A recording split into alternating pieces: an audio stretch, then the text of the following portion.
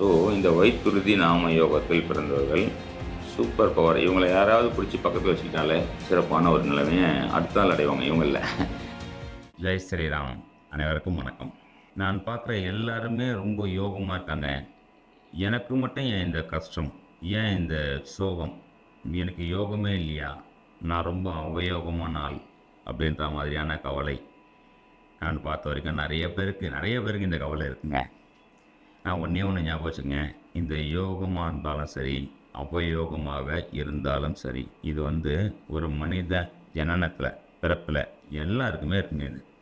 இதைத்தான் ஜோதிடத்தில் பார்த்திங்கன்னா யோகி அவயோகி அப்படின்ற மாதிரி சொல்லப்பட்டிருக்கு. இந்த யோகி அப்படின்னும் போது ஒரு கிரகம் யோகியாகவும் ஒரு கிரகம் அவயோகியாகவும் எல்லாருக்குமே இந்த பிறப்பில் உண்டு. இந்த யோகி அவயோகி ஜாதகத்தில் எப்படிங்க பிரிக்கிறாங்க?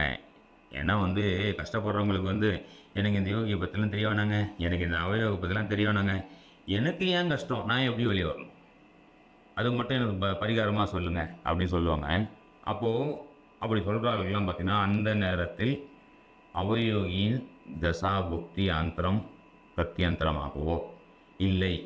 இதில் இன்னொரு விஷயம் சூக்ஷமம் பார்த்துங்க, நல்லா கேளுங்க, கடைசி வரைக்கும் இந்த வீடியோ கண்டிப்பாக கேளுங்க. அப்போ தான் உங்களுக்கு ஒரு புரிதல் அப்படின்னு வரும். ஏன்னா கொஞ்ச நேரம் பார்த்துட்டு ஸ்கிப் பண்ணி போயிட்டு மறுபடியும் எனக்கு கஷ்டம்னா எப்படிங்க கஷ்டம் தீரும்? ஏன்னா யோகியை பற்றியும் தெரிஞ்சுக்கணும், அவயோகியை பற்றியும் தெரிஞ்சுக்கணும். கஷ்டம்னும் போது அவயோகிக்கு உண்டான ஒரு சில விஷயங்கள் நடக்கும். நமக்கு பரிகாரம் அப்படின்னும் போது எல்லாருக்கும் ஒரு பரிகாரம் என்னல்ல, நன்மையான ஒரு விஷயம் தெரியும் இல்லையா? அதுதான் யோகி அப்படிங்கிற கிரகத்தின் தசாபுக்தி அந்தரமோ அல்லது யோகி நட்சத்திரமும் ஒன்று இருக்குங்க. எப்படி அவயோகி நட்சத்திரமும் ஒன்று இருப்போம், அதே மாதிரி யோகி நட்சத்திரம் அப்படின்றதுக்கும் ஒரு நட்சத்திரம் உண்டு. ஒரு அவயோகி நட்சத்திரத்தில் நின்று தசாபுக்தியை நடக்கும் காலங்களோ ஒரு கிரகம் நின்று தசாபுக்தியை நடத்தும் காலங்களிலும் பிரச்சனையை ஜாதகர் சந்திப்பார்.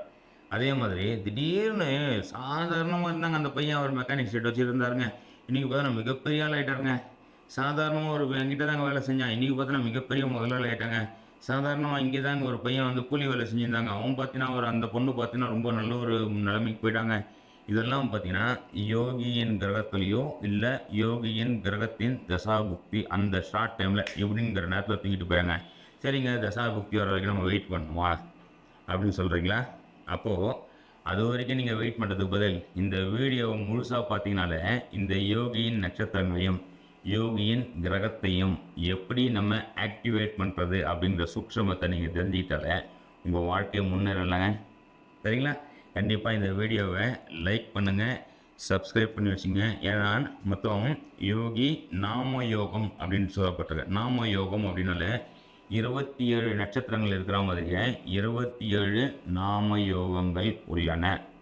தசாபுக்தி அந்தரம் சூக்ஷம்னு ஒரு பக்கம் அது பாட்டு வேலை செய்யும். ஒரு ஜாதகர் ஜனன நேரத்தில் எந்த நட்சத்திரத்தில் பிறந்தார் அப்படிங்கிற மாதிரி எந்த நாம யோகத்தில் பிறந்தார் அப்படின்றதும் உண்டு. ஒரு நாம யோகத்திற்கும் ஒரு கிரகம், அதாவது ஒரு நட்சத்திரம் யோகி நட்சத்திரமாகவும் ஒரு நட்சத்திரம் அவயோகி நட்சத்திரமாகவும் வேலை செய்யும். அவயோகி நட்சத்திரத்தின் கிரகமே அதிபதியே அவயோக கிரகமாகவும் யோகி நட்சத்திரத்தின் அதிபதியே யோக கிரகமாகவும் அந்த தசாபுக்தி காலத்தில் நன்மைகளை செய்ய கடமைப்பட்டவர்கள். சரிங்களா? இது நல்லா புரிஞ்சுக்கிறங்க. கண்டிப்பாக வீடியோ முழுசாக பாருங்கள். இதுக்கு மேலே தான் உங்களுக்கு உண்டான ஒரு விஷயமாக வரப்போகுது. இந்த 27 நாம யோகங்கள் இருக்கு இல்லையா, ஒரு நாம யோகத்திற்கும் எந்த கிரகம் யோகி எந்த கிரகம் அவயோகி நான் சொல்ல போகிறேன். எந்த மாதிரியான சிறு பரிகாரங்களை செய்து நம்ம ஒரு நல்ல விஷயங்களை வாழ்க்கையில் எடுத்துக்கொண்டு அனுபவிக்க போகிறோம் அப்படின்றதும் ஒரு வீடியோவை தனித்தனியாக நான் சொல்கிறேன். கண்டிப்பாக சப்ஸ்கிரைப் பண்ண வச்சுருக்கேன். வைத்துருதி நாம யோகம். இந்த நாம யோகத்தில் பிறந்தீங்கனால ரொம்ப சந்தோஷமான ஒரு நாம யோகம். 27வது நட்சத்திரம் சாதாரணமாக காலபுருஷனின் 27வது நட்சத்திரம். அதே மாதிரி ஒரு ஜாதகரின் ஜென்ம நட்சத்திரத்துலேருந்து 27வது நட்சத்திரம் அப்படின்றது வணங்கும் நிலையை கொடுக்கும் அப்படின்ற மாதிரி சொல்லலாம். ஸோ இந்த வைத்துருதி நாம யோகத்தில் பிறந்தவர்கள் சூப்பர் பவர். இவங்களை யாராவது பிடிச்சி பக்கத்தில் வச்சுக்கிட்டாலே சிறப்பான ஒரு நிலைமையை அடுத்த நாள் அடைவாங்க இவங்களில். சரிங்களா?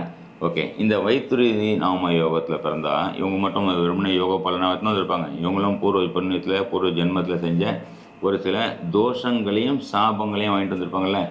என்ன தோஷம் என்ன சாபம் அதே நேரத்தில் இவங்க செஞ்ச நன்மைக்காக நல்ல யோகங்களையும் கொண்டு வந்த ஜாதகர், கொண்டு வந்த நாம யோகத்தை கொண்ட வைத்துருதி ஞாபகத்தை கொண்ட நீங்கள் என்ன மாதிரிலாம் விஷயத்தை பார்க்கலாமா? நல்லது. நாம யோகத்தை பற்றி தெரிஞ்சிங்கன்னா முதல்ல உங்கள் புக்கை எடுத்து பாருங்கள், ஜோதிட புக்கை, அதாவது என்ன புக்கை, உங்களுடைய ஜாதக புக்கை எடுத்து பாருங்கள். அதில் அந்த பஞ்சாங்கம்னு எழுதியிருப்பாங்க, நீங்கள் எந்த நாம யோகத்தில் பிறந்தீங்கன்னு எழுதியிருப்பாங்க. ஒருவேளை அதில் இல்லை அப்படின்னா நம்மளுடைய ஆப்பை டவுன்லோட் பண்ணி அதில் போய் பாருங்கள். உங்களுடைய டீட்டெயில் என்ட்ரி பண்ணிட்டு பார்த்தீங்கன்னா நீங்கள் எந்த நாம யோகத்தில் பிறந்தீங்கன்னு வந்துடும். உங்களுடைய நாம யோகம் வைத்துருதி அப்படி நாம யோகத்துக்கு புனர்பூச நட்சத்திரம் யோக நட்சத்திரமாகவும் உத்திராடம் நட்சத்திரம் அவயோக நட்சத்திரமாகவும் வந்துடும். அப்போ புனர்பூச நட்சத்திரம் போது குரு பகவானின் நட்சத்திரம், அப்போ குரு பகவானே யோகராக வந்துடுவார். உத்திராடம் நட்சத்திரம் போது சூரியனுடைய நட்சத்திரம், அப்போ சூரியனே அவயோகியாக வந்துடுவாங்க. சூரியன்னா அப்பா மூலியமாக பிரச்சனை அனுபவிக்கணும். அதே நேரத்தில் உங்களுடைய ஜென்ம லக்னம் என்னன்னு முதல்ல தெரிஞ்சுக்கிறீங்க. ஜென்ம லக்னம் இங்கும் மறைக்கப்படுகிறது, யாரும் சொல்கிறதே கிடையாது. ஸோ உங்களுடைய ஜென்ம லக்னம் எடுத்துக்கிறீங்க. ஜென்ம லக்னத்துலேருந்து சூரியனின் வீடான சிம்ம லக்னம் எத்தனை சிம்ம ராசி எத்தனாவது வீடாக வந்து கனெக்ட் பண்ணிங்கன்னா அந்த ராசி அந்த 7வது வீடுனா மனைவி மூலியமாக கணவன் மூலியமாக, 3வது வீடுனா இளைய சகோதரன் மூலியமாக, 11வது வீடுனா மூத்த சகோதரன் மூலியமாக, 8வது வீடுனா கணவரின் குடும்பம் மூலியமாக பிரச்சனைகளை அனுபவிக்க பிறந்த ஜாதகர். அதே மாதிரி சூரியன் அப்படின்போது அப்பா, சூரியன் போது மாமனார், சூரியன் போது முதலாளி மூலியமாக பிரச்சனைகளை அனுபவிக்க பிறந்த ஜாதகர். சரிங்க, அவயோகி சொல்லிட்டீங்க, யோகியை சொல்லவே இல்லைங்க, எழுதிக்கிறேங்க. யோகின்னும் போது புனர்பூச நட்சத்திரமே உங்களுக்கு யோகி.